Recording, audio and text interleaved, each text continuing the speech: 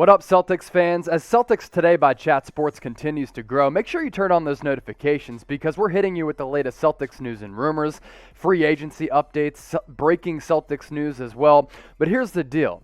Of the 6,400 of you that are subscribed, only about 19% of you have your notifications turned on. So make sure you hit that bell icon. Therefore, anytime we publish a video, you will be notified.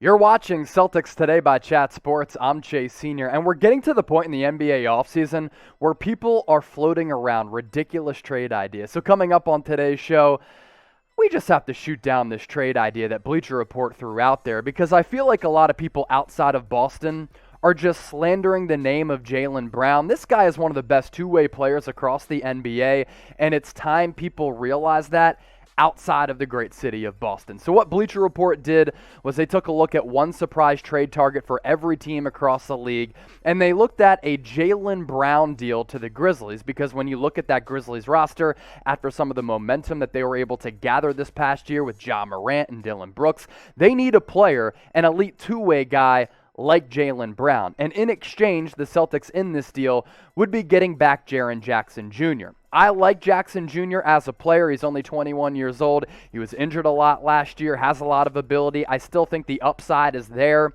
But for Jaylen Brown, no chance. Here's the trade idea that Bleacher Report threw out there. The Celtics would get Jaren Jackson Jr., Kyle Anderson, who's another solid player but not great player, as well as future first-round picks. The Grizzlies simply get back Jaylen Brown. If I'm Brad Stevens and the Memphis Grizzlies call me to offer me this deal, you know what I'm doing as a general manager and president of basketball operations of Boston? I'm laughing you right off the phone because this is not equal value whatsoever. Jaylen Brown's development has been incredible, which we'll take a look at here coming up, but also his ability to lock you down defensively and create offensively, as well as being a really good knockdown shooter because of that development in year 5, makes him one of the best two-way players across the league. Jaren Jackson simply isn't that, and Kyle Anderson doesn't really do much for me. I talk about that development.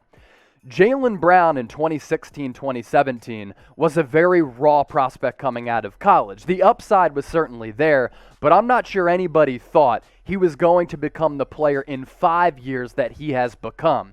Rookie year, 6.5 points per game. He shot 45% from the deck, 34% from distance. His free throw percentage, 68.5, not good at all.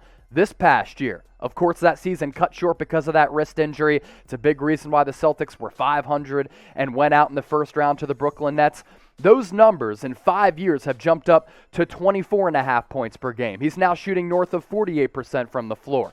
Almost 40% from distance, and the free throw percentage has gone up to 76%. You know what this is a sign of?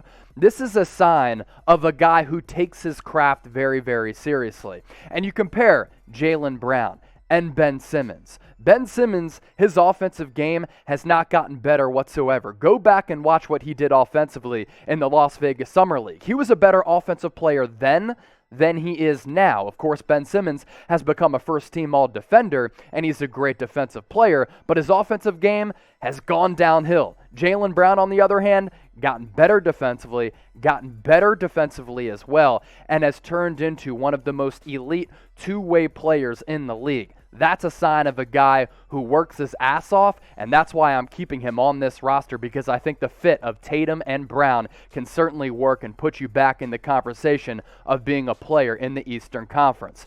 I want to pose this question for you. Jaylen Brown is a top what player? Top 20? Top 30? I think he's somewhere in that range.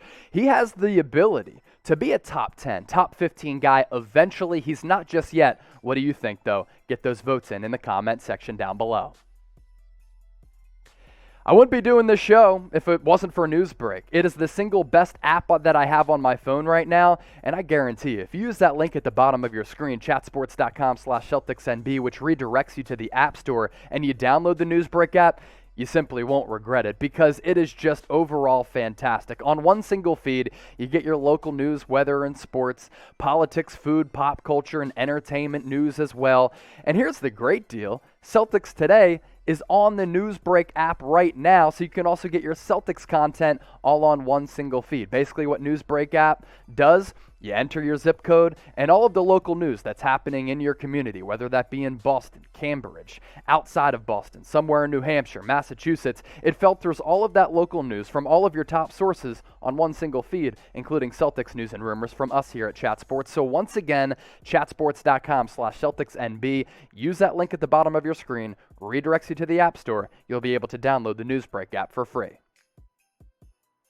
It's been a really busy offseason for the Celtics. Brad Stevens went from head coach to general manager. Danny Ainge stepped down as the president of basketball operations. Stevens fulfilled that role. They also hired Ime Udoka. They traded away Kemba Walker, brought back a familiar face in Al Horford. One of the big remaining questions for Boston, what are they going to do at the point guard position?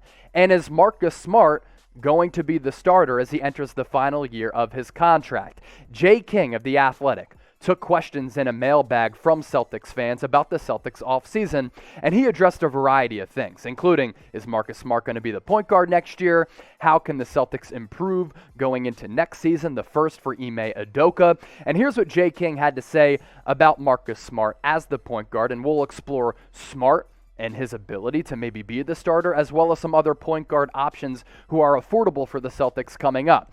Smart starting at point guard makes the most sense to me. The Celtics would have a long first unit with a chance to defend at an extremely high level. Smart wouldn't provide elite scoring at the position, obviously, but the Celtics won't necessarily need that. I agree with that. He's a much different player than Kemba Walker, but he gives you much more defensively. And his numbers last year, he was dealing with that leg injury, that calf strain for a little while. I think it zapped him of some quickness. But even at this point of his career, Marcus Smart, like Jaylen Brown, still a very, very good two-way player. And the numbers at the point guard spot, if he's not asked to do too much from a scoring output perspective, are pretty good. And I think he's a better passer than what people give him credit for. 13 points per game, almost 6 assists, 3.5 rebounds, and going back to the defensive intangibles, a steal and a half per game as well. The Kemba Walker experiment with the Celtics didn't necessarily work all that well because he didn't fit on the court with Jayson Tatum as well as Jaylen Brown. And Marcus Smart will be a vastly different point guard option than a guy like Kemba Walker, who was a go-to scorer. He could break you down off the dribble. He could hit you with a step back and knock down threes consistently from the outside. Marcus Smart will be more of a disher, more of a defensive presence, but I don't necessarily think that's a bad thing because you want to allow Tatum and Brown to handle the majority of the scoring load. Other point guard options who the Celtics could look to fulfill that point guard spot if they don't decide to make Marcus Smart the starter. How about a guy like Tomas Satoransky? Here's what Jay King had to say about Satoransky on the Chicago Bulls out of the Czech Republic. Tomas Satoransky, the 6'7" guard on a $10 million expiring contract, could be a trade option. He would fit into the Gordon Hayward trade exception as well, but would probably be better coming off the bench as he did most of last season in Chicago. And with the Bulls last year, 22.5 minutes per game, a little less than 8 points per game, little less than 5 assists. He's an okay defender, but I think if you put him in pick and rolls on switches, you can kind of take advantage of him and exploit that mismatch. I'm iffy on Satoransky. I think some of these other options that we're going to look at here might be better if you don't move forward with Peyton Pritchard and Marcus Smart. TJ McConnell has really proven himself to be a good and viable backup point guard, and I think he'll come at an affordable price. He played really well against the Celtics in that first-round series back in, I believe, 2018 when the Celtics won that series over Philly 4-1, averaged 8.5 points per game last year. He's not going to demand a bunch of money on the open market. I'd like him as a backup. Elfrid Payton, I'd probably pass on him. Hasn't lived up to the expectations of being that first-round pick. Patty Mills, though, is a guy that I'm really intrigued by. Kind of carved up USA with Australia in that exhibition game that saw the Aussies take down the Americans. And this has been a guy who's been getting it done for a long time, and I think he'd fit really well in the culture of Boston as well as on this roster as a playmaking fit. NBC Sports Boston did talk about the fit of Patty Mills and maybe the pursuit of him in free agency because he's going to be a free agent. Mills can provide steady minutes off the bench while bringing an infectious energy and scoring pop. He's not a great playmaker, but he can operate in the pick and roll and will value the ball. He's going to hit open spot-up looks and push the ball whenever possible. Mills has also been extremely durable and would provide a healthy dose of veteran leadership. Agree with everything that NBC Sports Boston had to say there. That article put together by Chris Forsberg. I think Patty Mills would be a very good playmaking option on the roster. So maybe you go with Marcus Smart as the starter. You find a way to re-sign him to a long-term deal, or maybe a short-term deal as well. And then you have Patty Mills as a backup. Okay, what do you do with Evan Fournier? That's a decision the Boston Celtics have to figure out as well. Before we get out of here, sound off in the comment section. Should Marcus Smart start at point guard for Boston next year? Get your votes in. Type Y for yes, type N for no. And as always, thanks for watching Celtics Today.